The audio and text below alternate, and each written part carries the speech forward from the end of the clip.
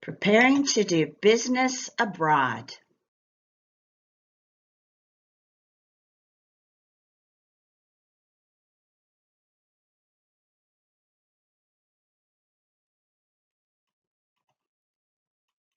By Allison Stanky Bourne.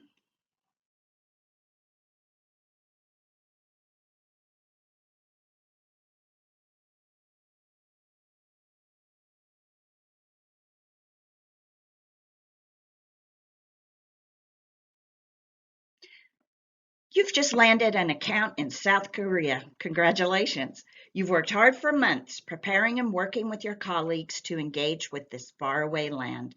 You're ready to travel to South Korea for the first time and meet with those with whom you'll be doing business. But now what? How do you prepare for the different customs and language? When traveling to a foreign country, you'll need to prepare for the fact that they will do things differently than we here in the US. What language does the customer speak, and which are you and your team expected to use? What is the proper way to greet your new customer when in their country? How should you dress at the meeting? And what type of demeanor should you expect from your new colleagues? These are just a few of the considerations one should have before traveling for business in a foreign country, especially one that has significantly different culture than your home country. Forbes.com quoted Andy Teach, who says, "The best advice is to study the country you're traveling to.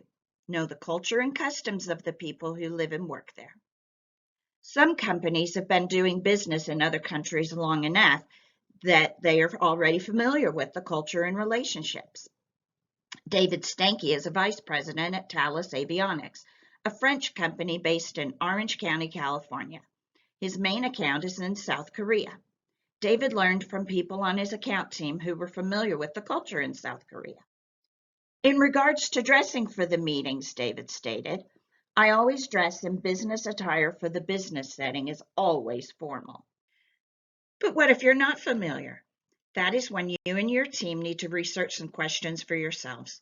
Journalist Jesse Rhodes suggests the first thing an expectant traveler should do is to prepare by researching the country's culture, norms, and appropriate behavior by a foreigner, which is what you will be.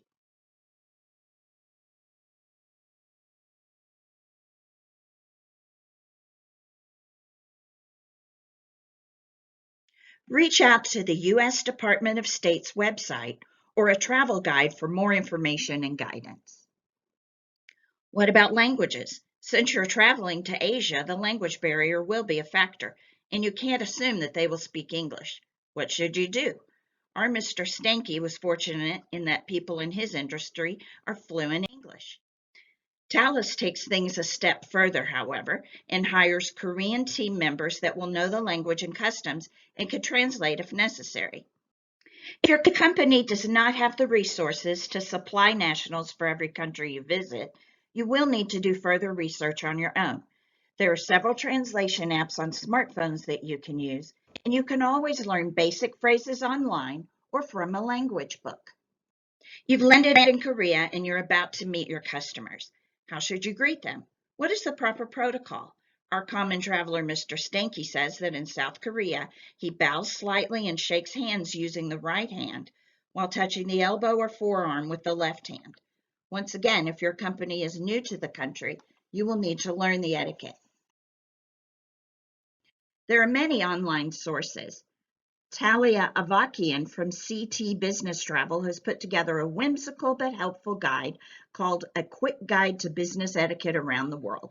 Ms. Avakian's guide is pictorial and shows the country, type of handshake, and how to address people in the room, attire, and how to deliver a business card.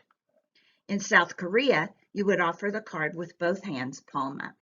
Well, you've met and greeted your customers successfully, and you've grasped enough of the language to conduct business without any issues. But what about the demeanor and social aspects of your visit? Mr. Stanky says that while the formal meeting is important, the informal dinner and drinking afterwards is where issues and items are discussed, negotiated, and settled.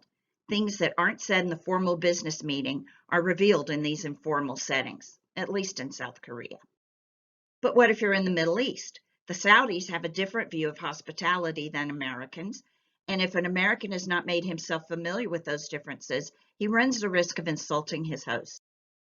The moral of the story is, be prepared. Here are some great tips from Inc.com. Seek information on the culture. Attend cross-cultural seminars or training, read books, and brush up on differences in business practices. Learn protocol and etiquette. Study greetings, working hours, lunch times, and even religious customs. Learn the native tongue or key phrases that will help you in your meeting. Always be safe. There are always risks to people traveling abroad, and that includes those on business trips. The US, Australia, and the UK have recognized that employers may have a legal obligation to take steps to provide a safe, secure environment for their employees.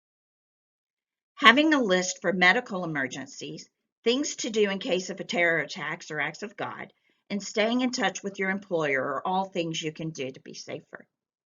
Congratulations! Your trip to South Korea was a success, and you've impressed your customers. By following these simple steps, you've mastered something new that will set you in good stead going forward. Traveling on business to a new country can be exciting and a bit terrifying as well. Follow these simple guidelines on being prepared, and it will make your trip even more successful. Thank you.